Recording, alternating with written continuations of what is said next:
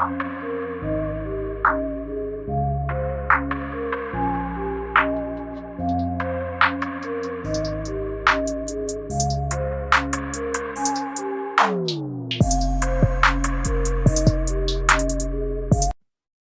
guys, in this video, we're going to talk about GameStop. We're currently trading at 168.10 here in after hours. Earnings miss on the day. Obviously had us pull back here. We're down around 5.5% from yesterday's trading session. So the after hours pulled us back down around $5. In total, we're down almost $10 from yesterday's trading session. Now, support-wise, since we're kind of in no man's land here, support-wise, what are we looking at? Well, it's going to be right around that 160 area. It's going to be a big psychological support for us. If that does not hold, then we're looking at the 100% fib retrace here on the daily chart. That's going to be all the way down here at those upper 146s, or just call it 147.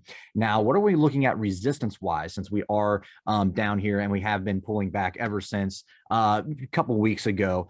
We had a short little run up here and then we pulled back down into earnings. Well, resistance wise, we're going to be looking at that 200-day moving average currently trading at 188.38. And then above that, it is going to be that 50-day moving average at 191.28. And then we're going to see if we can work our way up to the 210s and the 200s.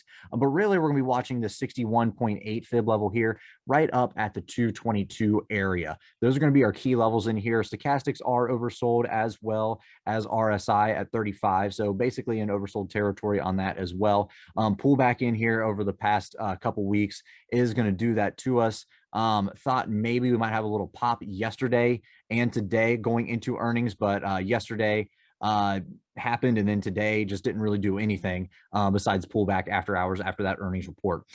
So going forward, those are kind of the key levels that we're going to be looking at in here. We're going to see what happens overnight with the IV, because we had 271% IV in here for this Friday. We're going to see how much of that does get sucked out. It looks right around 60%.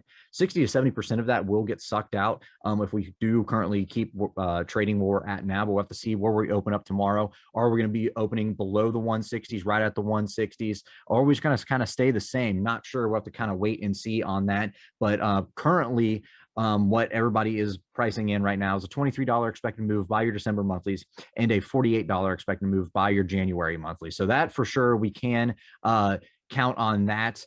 But as far as the rest of the IV, we're really not sure, because we don't know how much in here did get sucked out of it, because it's kind of just all over the place here on our options chain. But there is decent volume in here kind of all the way around. Enough to play with anyway. So basically on the call side, everybody's on the nice whole numbers, 175, 180, 185, etc. And if you go to the puts, it seems like everybody was everywhere in there today. But I mean, all you have is 5, and then it goes down to $10 on your weekly options in there. So it's going to be interesting to see what happens in there.